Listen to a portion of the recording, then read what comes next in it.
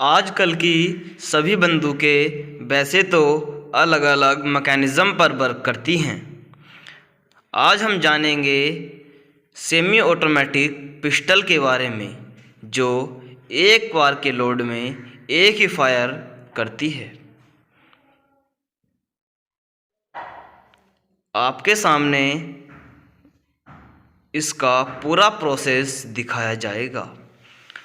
ये एक 9mm semi automatic pistol है। ये कारतूस या कार्टेज है जिसे मैगज़ीन में डाल दिया जाता है। मैगज़ीन में लगे स्प्रिंग और फॉलोवर इस पर दबाव बनाए रखते हैं। मैगज़ीन को कुछ इस तरीके से बनाया जाता है जिससे कारतूस स्लाइड होकर ही बाहर आ सकता है।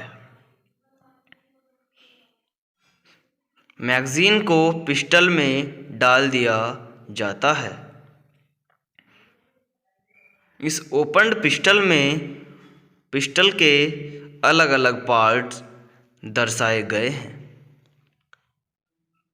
जब हम स्लाइडर को रिकॉइल स्प्रिंग के अगेंस्ट पीछे खींचते हैं तो इसमें कई सारे कार्य एक साथ होते हैं जिन्हें हम एक एक कर जानेंगे।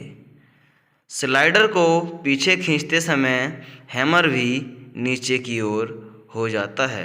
हैमर स्टड से अटैच्ड मेन स्प्रिंग नीचे की ओर आ जाता है।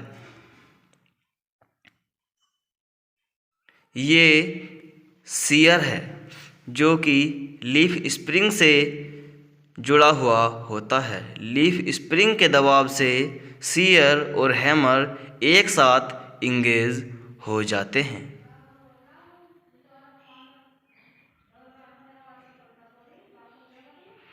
और रिकॉइल स्प्रिंग स्लाइडर को उसकी ओरिजिनल पोजीशन में ले जाने का काम करता है और हैमर अपनी उसी जगह स्थिरता बनाए रखता है।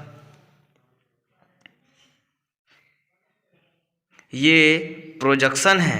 स्लाइडर को पीछे खींचते समय ये बैरल को नीचे की ओर ढकेलने का काम करता है।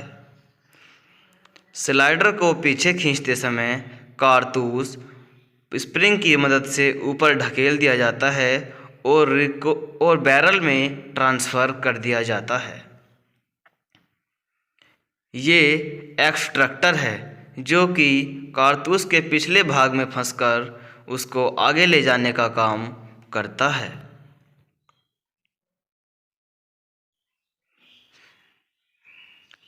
जब हम ट्रिगर को दबाते हैं तो ट्रिगर डिस्कनेक्टर की सहायता से सीयर को हैमर से अलग करने का काम करता है और हैमर फायरिंग पिन से जा टकराता है और फायरिंग पिन कारतूस में लगे प्राइमर से जा टकराती है।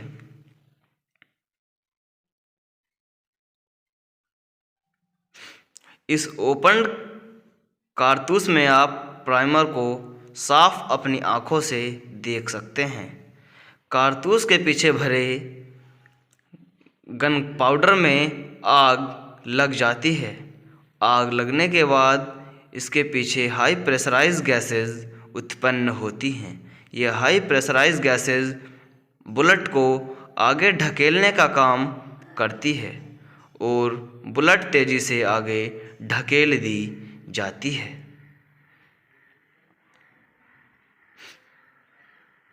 और ये हाई प्रेशराइज्ड गैसेस जाकर एनवायरनमेंट में मिल जाती हैं। अब ये गैसेस कारतूस पर कोई प्रेशर नहीं लगा रही होती। कारतूस अपने मोमेंटम के कारण आगे बढ़ता जाता है। कारतूस में बैरल में कुछ लाइंसें और खांचे बने हुए होते हैं जो कारतूस को स्थिरता प्रदान करते हैं। ये केस या खोखा है। स्लाइडर को पीछे खींचते समय इस खोखे को बाहर निकालना होता है। जो इजेक्टर की सहायता से बाहर फेंक दिया जाता है और सेमी ऑटोमेटिक गन खुद में खुद दोबारा लोड हो जाती है और दोबारा फायर करने के लिए ये पिस्टल अब तैयार है। आप खोखे को बाहर निकलते हुए अपनी आंखों से साफ देख सकते हैं।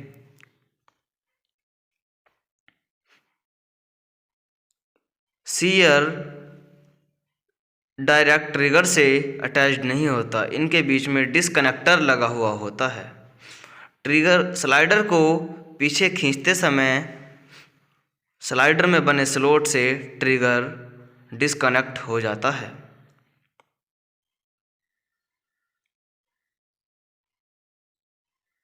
और ट्रिगर के दबे होने पर भी सीयर हैमर से इंगेज हो सकता है और ट्रिगर को छोड़ने पर लीफ स्प्रिंग की सहायता से डिस्कनेक्टर स्लॉट में जाकर फंस जाता है।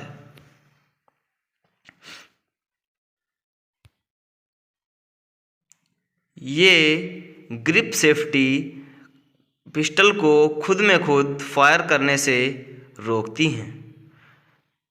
पिस्टल को हाथ से पकड़ने के बाद ही पिस्टल फायर करने के लिए तैयार होती है।